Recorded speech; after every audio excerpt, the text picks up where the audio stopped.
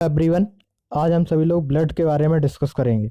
तो सबसे पहले हम जानते हैं कि ब्लड क्या होता है, यानी व्हाट इज ब्लड। तो ह्यूमन बॉडी और अदर एनिमल्स में पाया जाने वाला ब्लड एक ऐसा बॉडी फ्लूइड है जो नेसेसरी सब्सटेंसेस जैसे कि न्यूट्रिएंट, ऑक्सीजन, इनको सेल में ट्रांसपोर्ट करता है तथा मेटाबॉलिक वेस्ट होते हैं जिनको इनको सेल से बाहर भेजता है। ठीक है, यानी ब्लड एक ऐसा बॉडी फ्लूइड है जो सेल्स को नेसेसरी सब्सटेंसेस जैसे कि न्यूट्रिएंट, ऑक्सीजन आदि एक्सेट्रा प्रोवाइड कराता है तथा मेटाबॉलिक वेस्ट्स होते हैं उनको सेल से बाहर भेजता है। ब्लड है वो ब्लड सेल्स के एलिमेंट और प्लाज्मा से मिलकर बना होता है। ब्लड हमारे बॉडी का लगभग 8% बॉडी वेट बनाता है। ब्लड के बारे में कुछ इन्फॉर्मेशन है जो हम सभी लोग डिस्कस करेंगे, जैसे कि ब्लड का पीएच कितना होता है। ब्लड का पीएच 7.4 होता है, लेकिन इसको हम 7.35 से 7.45 तक ही लिखेंगे। ब्लड का टेम्परेचर 37.9 डिग्री सेल्सियस होता है, इसको हम क्लियरली 38 डिग्री सेल्सियस लिखेंगे। और ब्लड का कलर रेड होता है। अब नेक्स्ट टॉपिक है फंक्शन ऑफ ब्लड, यानी ब्लड क्या क्या फंक्शंस परफॉर्म करता है। तो ब्लड के मेनली 3 फंक्शंस हैं: ट्रांसपोर्ट, प्रोटेक्शन और रेगुलेशन। ट्रांसपोर्ट में ब्लड है वो बॉडी को न्यूट्रिएंट, ऑक्सीजन और इम्पोर्टेंट सब्सटेंसेस होते हैं वो ट्रांसपोर्ट करवाता है, सेल्स को पहुंचाता है, सेल और मेटाबॉलिक वेस्टेज वगैरह सेल्स के बाहर भेजता है। प्रोटेक्शन, ब्लड एंटीबॉडीज बनाता है जिससे ये बॉडीज को इन्फेक्शन और के प्रति प्रोटेक्ट करने में हेल्प करता है। नेक्स्ट नेक्स्ट आता है रेगुलेशन। रेगुलेशन यानी ब्लड बॉडी टेम्परेचर और acid base balance, water balance आदि चीज़ों को भी रेगुलेट करता है। ठीक है, अब हम पढ़ेंगे ब्लड के क्लासिफिकेशंस के बारे में। ब्लड दो चीज़ों से मिलकर बना होता है: फॉर्म्ड एलिमेंट्स और प्लाज्मा। फॉर्म्ड एलिमेंट्स को हम कार्पसल्स भी बोलते हैं। तो ब्लड में 3 टाइप की सेल्स पाई जाती हैं जिनको हम कार्पसल्स भी बोलते हैं: RBC red blood corpuscles, WBC white blood corpuscles, और नंबर 3 ब्लड प्लेटलेट्स। और प्लाज्मा होता है वो वाटर और प्रोटीन और साल्ट से मिलकर बना होता है। कुछ प्रोटीन जैसे कि फाइब्रोनेज, एल्ब्यूमिन और ग्लोब्यूलिन को तो आप जानते ही होंगे।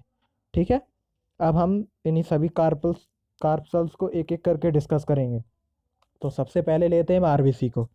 आरबीसी रेड ब्लड सेल्स, इसका दूसरा नाम एरिथ्रोसाइट्स भी होता है। इनका फॉर्मेशन बोन मैरो में होता है और इनका लाइफ टाइम 120 डेज का होता है। इनकी डेथ स्प्लीन या लीवर में होती है। स्प्लीन को ग्रेवयार्ड ऑफ आरबीसी यानी आरबीसी का कब्रिस्तान भी कहा जाता है। ठीक है, अब ये देखिए आरबीसी होती कैसी है। हम्म, ये ब्लड वेसल्स है, इसके अंदर ये आरबीसी है। ठीक, अब हम डिस्कस करेंगे ब्लड प्लेटलेट्स के बारे में। ब्लड प्लेटलेट्स का दूसरा नाम थ्रोम्बोसाइट्स भी होता है। इनका फॉर्मेशन भी बोन मैरो में होता है। इनका लाइफ टाइम 2 से 5 डेज का होता है और इनकी डेथ ब्लड में ही हो जाती है। ठीक है, ये देखिए ये हैं ब्लड प्लेटलेट्स। इनका शेप इन सब में सबसे छोटा है। अब हम डिस्कस करेंगे डब्ल्यूबीसी के बारे में।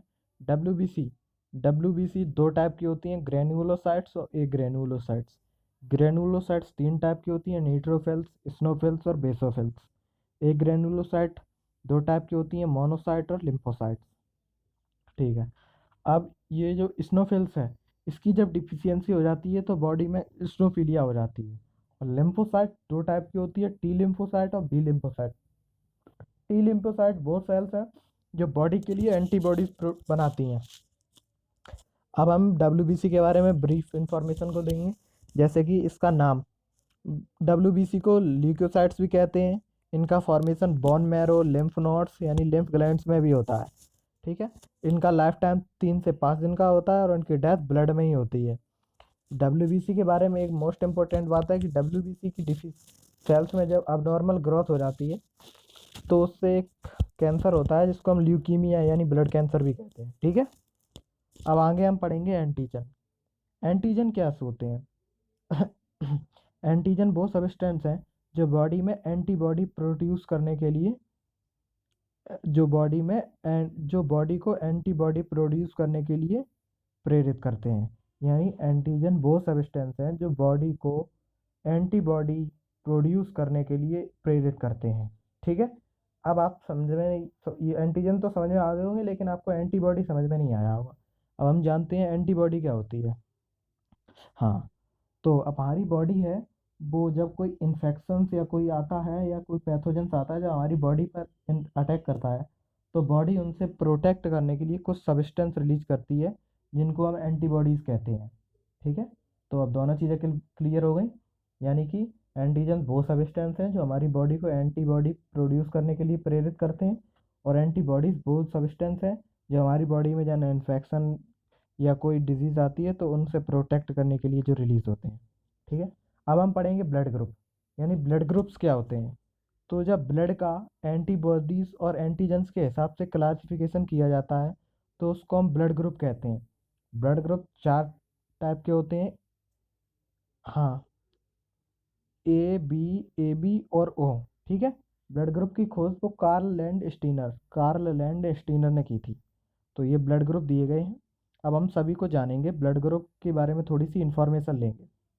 देखिए, जो ब्लड ग्रुप होता है उसी में वो ही एंटीजन पाया जाता है।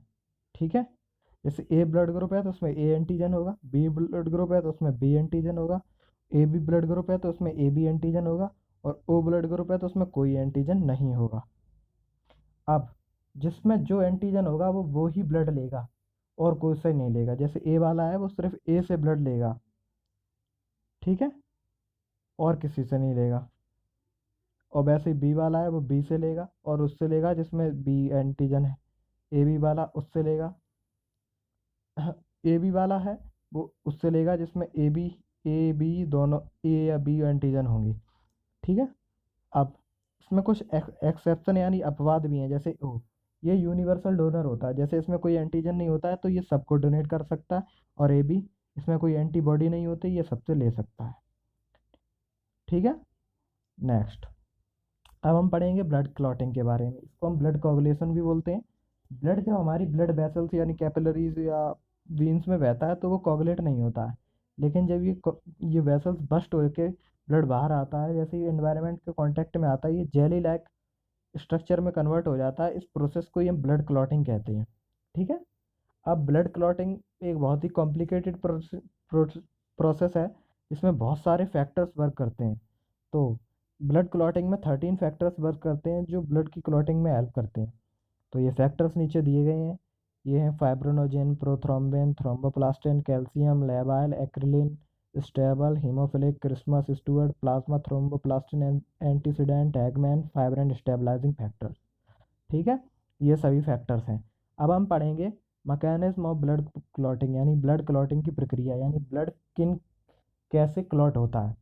तो ये स्टेप्स के रूप में दिया गया है। तो नंबर 1 है, जब कोई ब्लड से प्लेटलेट्स यानी ब्लड सेल डैमेज होती है तो उसमें से जो ब्लड प्लेटलेट्स होती हैं वो फैक्टर 8 को एक्टिवेट करती हैं। जो फैक्टर 8 होता है वो इनएक्टिव फैक्टर 10 को एक्टिव फैक्टर 10 में कन्वर्ट कर देता है। दोबारा से सुनिए, जब कहीं ब्लड वेसल्स डैमेज होती है तो जो ब्लड प्लेटलेट्स होती हैं वो फैक्टर 8 को एक्टिवेट करती हैं, और यह फैक्टर 8 इनएक्टिव फैक्टर 10 को एक्टिव फैक्टर 10 में कन्वर्ट कर देता है। ये रिएक्शन में देखिए, इनएक्टिव फैक्टर 10 एक्टिव फैक्टर 10 में कन्वर्ट हो गया, किसके द्वारा? फैक्टर 8 के द्वारा। ठीक है, अब हम पढ़ेंगे सेकंड पॉइंट, प्रोथ्रोम्बिन। देखिए, ब्लड में एक प्रोटीन पाई जाती है प्रोथ्रोम्बिन, जो कि थ्रोम्बिन में चेंज हो जाती है थ्रोम्बोप्लास्टिन फैक्टर 5 और कैल्शियम आयन की प्रेजेंस में। प्रोथ्रोम्बिन थ्रोम्बोप्लास्टिन फैक्टर 5 और कैल्शियम आयन के प्रेजेंस में थ्रोम्बिन में चेंज हो जाती है। अब ये थ्रोम्बिन फाइब्रोनोजिन को फाइब्रिन में कन्वर्ट करने में हेल्प करता है। ठीक है, फाइब्रोनोजिन एक प्रोटीन पाई जाती है ब्लड में जो फाइब्रिन में कन्वर्ट हो जाती है, जिसमें हेल्प करता है थ्रोम्बिन। अब ये फाइब्रिन है, ये ही क्लॉट है, बट ये इंसॉल्युबल है।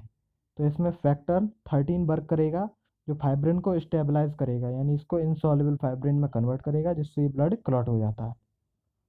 अब ब्लड क्लॉटिंग को हम एक बार और जानेंगे शुरू से। जब कहीं पे डैमेज होती है वेसल्स कहीं पे ब्लड वेसल्स डैमेज होती है तो ब्लड प्लेटलेट फैक्टर 8 को एक्टिव करती हैं, जो फैक्टर 10 को एक्टिव कर देता है। ठीक है, अब प्रोथ्रोम्बिन है वो थ्रोम्बिन में चेंज होता है थ्रोम्बोप्लास्टिन और फैक्टर 5 और कैल्शियम आयन की जरिए। और फाइब्रोनोजिन है वो फाइब्रिन में कन्वर्ट होता है इस थ्रोम्बिन की हेल्प से। और ये फाइब्रिन है वो इनसॉल्युबल फाइब्रिन यानी कि क्लॉट में चेंज हो जाता है फैक्टर 13 के जरिए। ठीक है, यहाँ पर हमारा ब्लड कंप्लीट होता है। आपको ब्लड को लेकर कोई भी कन्फ्यूजन हो तो प्लीज़ मुझको कमेंट करके बताइए। अब have fun in study, next topic में मिलते हैं।